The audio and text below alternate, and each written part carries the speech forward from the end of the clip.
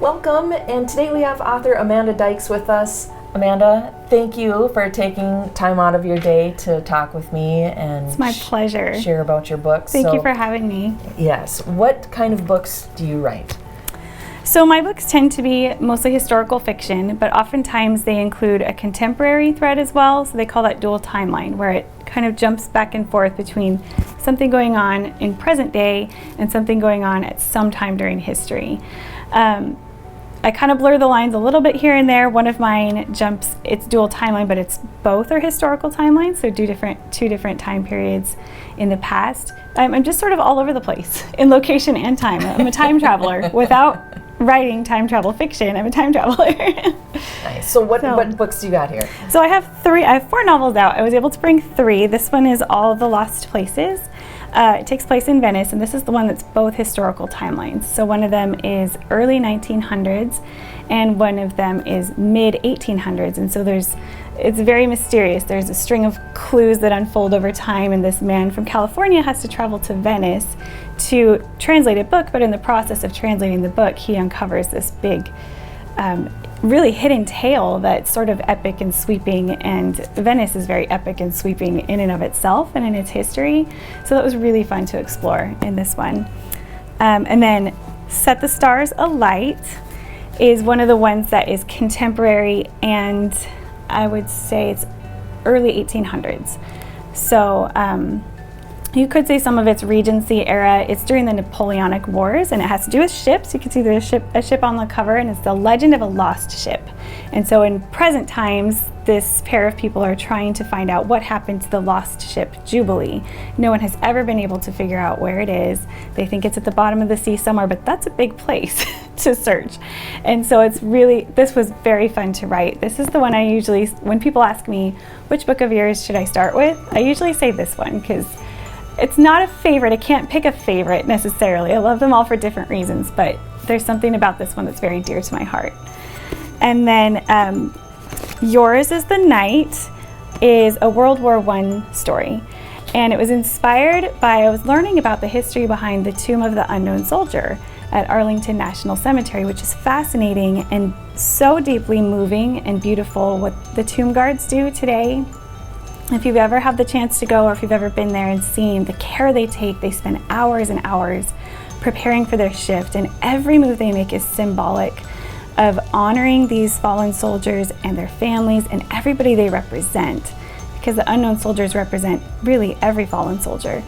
And I was so deeply moved by that and started to research the history of it, and I thought I would like to write a story that honors these soldiers. And so it doesn't attempt to fictionalize the unknown soldiers at Arlington, because I feel it's very important to honor the fact that they're unknown. They have real identities. God knows who they are. So not to usurp that and try and use it for a story, but rather to say who were the types of soldiers that these were and what was their story. And so researching the war front, the Western Front of World War I in France, was very difficult because it was a very hard war, but also very inspiring because there's so much just courage, hope in the midst of these places full of rubble and very difficult times. And so this story of unlikely hope emerged from that, and it was a challenge to write, but it's one I was thankful for the chance to write. And then the other one that I didn't bring with me, I just didn't have room in my suitcase, was my first novel, Whose Waves These Are. And that one was a World War II / contemporary, so again it jumps back and forth. And that one was, as my debut novel, also has a special place in my heart. It takes place in a rugged, quaint lobster fishing village in the state of Maine. And I had the opportunity to get to know some people there through email and ask them questions, got some new pen pals that way. It was really fun. And just to learn what life is like there, the fortitude and the resourcefulness of the people, not just in Maine, but also during that time period, World War II, and everybody was going through something during that time. You know, many people had lost somebody during the war. So it really explores what's the journey of grief, what's the role of hope in the midst of grief, and how does that all, is there a chance for grief to be redeemed, you know, for there to be another side of it. And so that that's the whole story. I mean, I won't give away too much about it because if I tell you too much more, it's going to give away the big secret. Spoiler. Yeah, I know. So those are my books. Awesome. Yeah. So I read Set the Stars Alight, and I got the National Treasure vibe. Oh, that makes me happy. It's fun. I do kind of like those I do too. Adventurous, looking for historical things. And but I saw you got to go to NASA and get a behind the scenes look. What has been your favorite part of the research process? So NASA was amazing. It was a very unlikely, one of those things where it was one of those I can't believe I'm here moments. And you might be wondering why NASA, this cover has a ship on it, it's 1800s, like what's the tie-in? But it has the story is tightly tied to the stars as well, and to astronomy, and to something called forensic astronomy, where it's a very niche field. Not many people specialize in it, but they will use the movement of the stars above us and where they were certain times of year, certain times of history, to figure out mysterious things from the past that we have no answer to. Did you know about that before you went to NASA? I did, and that was kind of what sparked this story. How did you know about that? I think I was reading an article. I just came across an article. I follow random research tangents, sometimes just for fun. You never know when a story idea is going to come, but also this is a fascinating world.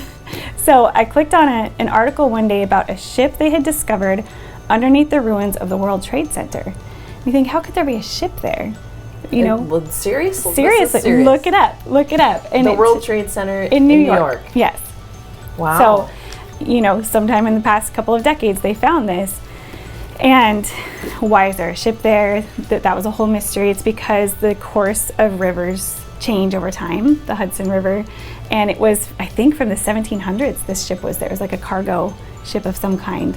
And in the article, they mentioned somebody, this researcher based out of Texas, who was a forensic astronomer. They had consulted for figuring something out from it. And I thought, what is forensic astronomy? I need to know about this. So I tracked the guy down, found his book. It's called Celestial Sleuth.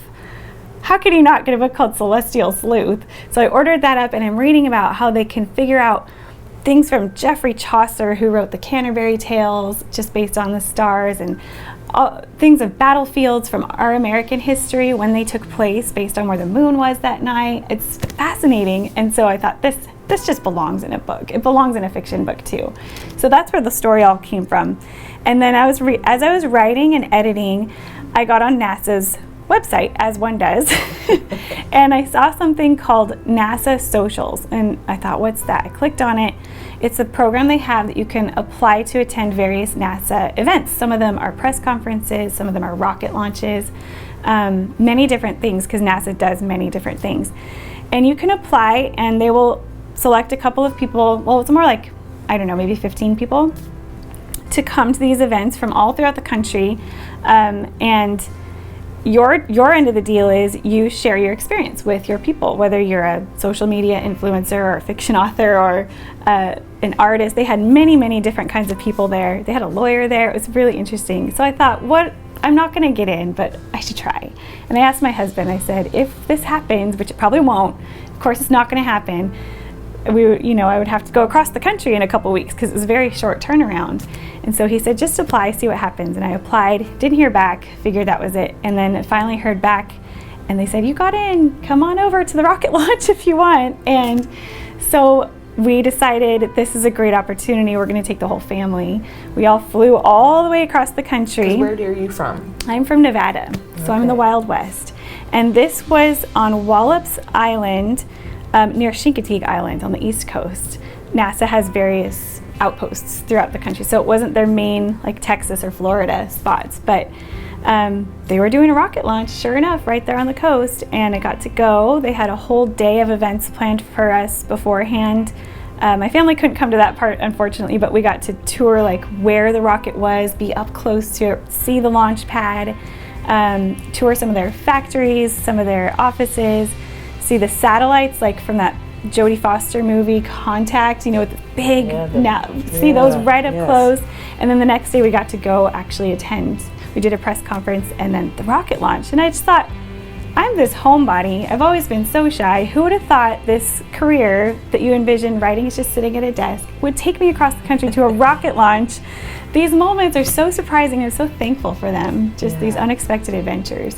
So that's part of the favorite part of the research. But also, I would say another big favorite part of the research process is the chance to talk to people and just listen to them. Because there are so many things I know nothing about or not enough to write about with confidence or with knowledge.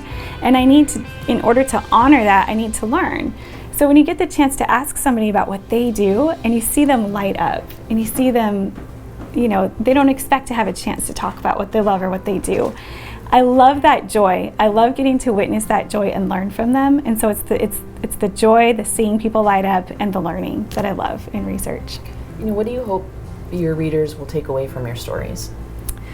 My deepest hope, if anybody read even one of my stories, is that they would come away feeling hopeful. We live in a hard world. It's also a beautiful world. It's both. And if someone is going to lend me the time and trust me with their time and their heart for however long it takes to read a book, I would love it if they walked away feeling hope and if they felt a sense of anything can be redeemed. All my stories, people call them stories of redemption. They explore broken places or hard places and how, you know, life is not perfect, but it can be good, and there can be healing and there can be hope. Yeah. So that's great. Yeah. Do you ever use music, song lyrics to find inspiration? Absolutely. Music astounds me. For all you musicians out there, keep doing what you're doing. It stirs people so deeply, and oftentimes, in fact, All the Lost Places, the whole book was inspired by one line in a song where it's talking about the question, who am I? It's a question we all grapple with sometimes, you know, what am I doing in life, or what's my place, who am I?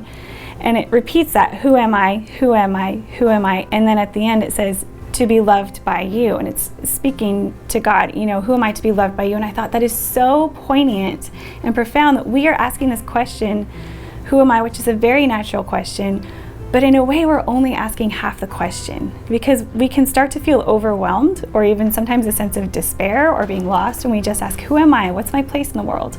But when we suddenly add those to be loved by you, 5 extra words to the end, who am I to be loved by you? Suddenly that question is one of awe and wonder, and like, you know, you get kind of chills thinking the same God who made the stars cares about me. It's incredible. And so that one line inspired this whole story. It's my longest book. One little line did that. So it's powerful. Musicians, keep doing it. Well, and authors keep doing it. Thank you. So you guys are powerful too. Thank you. I appreciate you being on the show today and talking with me. I appreciate the chance to be here. It's a joy. So how can people find out more about you? So my website is a great place, kind of a hub to find out whatever you want, www.amandadykes.com, it's D-Y-K-E-S. So amandadykes.com, and from there you can subscribe to my newsletter. I send out a monthly newsletter, and I call it my newsletter family because I love them. And you can find my Instagram there. That's where I generally tend to post on social media too, and find out anything you want. All of the books have book club packets there. Some of them have playlists because I love music so much, so playlists to go along with them. I just try to make it a fun place for people to explore. Awesome. Well, thanks for joining us. And thank you so much. I wish you the best in your future endeavors. And thank you.